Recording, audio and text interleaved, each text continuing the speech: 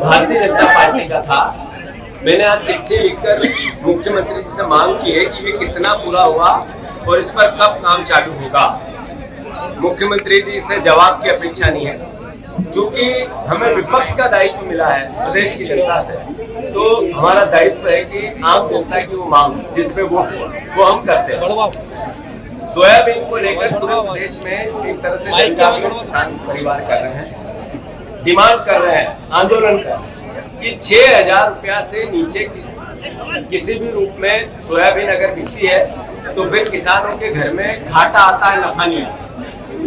4400 4,440 रुपया लागत जो मूल्यांकन होती है, विभाग है केंद्र सरकार जो लागत निर्धारित करता है फसलों की, उसमें सोयाबीन के भाव के 4,400 रुपया पर क्विंटल लागत लगती है। तो 4,800 रुपया अगर समर्थन मूल्य रहेगा तो सिर्फ 400 रुपए का झुंझुना एक तरह से किसान के बेटों की आंखों में धूल झोंकती। तो कांग्रेस पार्टी और किसान के बेटे 6,000 से नीचे सोयाबीन न बिके, 3,000 में हमारा गेहूं खरीदा जाए, जो 3200 में धान की बात हुई थी वो खरीदा जाए, जो लागत हमारी बढ़ गई, डबल इनकम की बात हुई थी, मुनाफा खेती कृषि लाभ का धंधा बनाने की 20 साल में बात हुई थी, उतना ही घाटे का धंधा इस भारतीय जनता पार्टी ने बना दिया। इस पर सरकार सोचे। जो कृषि मंत्री हमारे प्रदेश के हैं वो लगातार 20 साल में 20 लाख बार झूठ बोले और देश के किसानों से झूठ बोल के गुमराह कर। मैं मानता हूं कांग्रेस पार्टी लगातार इस मुद्दे को उठाएगी। जो मोहन यादव जी ने आज अखबारों में मैंने पढ़ा कि उन्होंने कहा जीतू पटवारी को और कांग्रेस पार्टी को माफी मांगनी चाहिए प्रदेश के किसानों से और जनता से, और जो लॉबी है ये माफियाओं का प्रदेश है। यहाँ खनिज माफिया सर चढ़ के बोल रहा है, यहाँ शराब माफिया सर चढ़ के बोल रहा है, यहाँ शिक्षा माफिया सर चढ़ के बोल रहा है, भू माफिया सर चढ़ के बोल रहा है, प्रशासनिक माफिया जो ट्रांसफर करवाता है, नियुक्तियां देता है, वो भी सर चढ़ के बोल रहा है। वल्लभ भवन दलालों का अड्डा है, वल्लभ भवन भ्रष्टाचार का अड्डा है। सवाल ये है कि जब हमने ये आवाज उठाई तो मोहन यादव को गुस्सा आया, उन्होंने सवाल किया। मैं उनसे अनुरोध करना चाहता हूं, माफी मांगने को जीतू पटवारी तैयार है, पर तब जब आपने जिन अधिकारियों की इस महीने 2 महीने 3 महीने में पोस्टिंग की उनका नार्को टेस्ट करवा दो। अरे सबका मत करवाओ, 20 का करवा दो, 20 का मत करवाओ, 5 का करवाओ। अगर उसमें आप सही पाए गए तो मैं माफी मांगूंगा, और अगर गलत पाए गए तो आपको पद से इस्तीफा देना चाहिए। अगर आप ये हमारे आग्रह को, ये हमारी प्रार्थना को स्वीकार करते हैं तो मैं एक अच्छा मुख्यमंत्री मानूंगा, इसलिए कि वो भ्रष्टाचार के खिलाफ लड़ना चाहते। और अगर इस प्रार्थना को स्वीकार नहीं करते तो इसका मतलब भ्रष्टाचार ऊपर से चालू होता है, नीचे से नहीं चलता है। भ्रष्टाचार ऐसा कौन ऑफिस है, मैं सारे पत्रकार बंधुओं से अनुरोध करना चाहता हूँ, कोई एक विभाग का नाम आप मुझे बताओ कि जहाँ बिना पैसे और बिना लेन देन दिए काम होता है। क्या हमारा भू राजस्व विभाग ऐसा है? क्या हमारा पुलिस विभाग ऐसा है? क्या हमारा जो अलग अलग कलेक्ट्रेट एसडीएम ये वाला विभाग ऐसा है?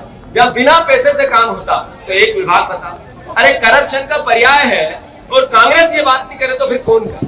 बीजेपी के कार्यकर्ता, बीजेपी को वोट देने वाले लोग, परिवार के लोग अपने मन में सोचें कि क्या उनका काम भी बिना पैसे दिए होता है? तो कांग्रेस पार्टी अपना दायित्व निभा रही है। 6,000 रुपया सोयाबीन का भाव हर हालत में सरकार को करना पड़ेगा। 3,000 रुपए में गेहूं खरीदना पड़ेगा, 3200 रुपए में धान खरीदना पड़ेगा, 3,000 बहनों को देना पड़ेगा, और कर्ज, करप्शन और क्राइम की सरकार चेते और प्रदेश की उन्नति और समृद्धि में की ओर कदम बढ़ाए। कांग्रेस पार्टी सकारात्मक विपक्ष की भूमिका निभाए।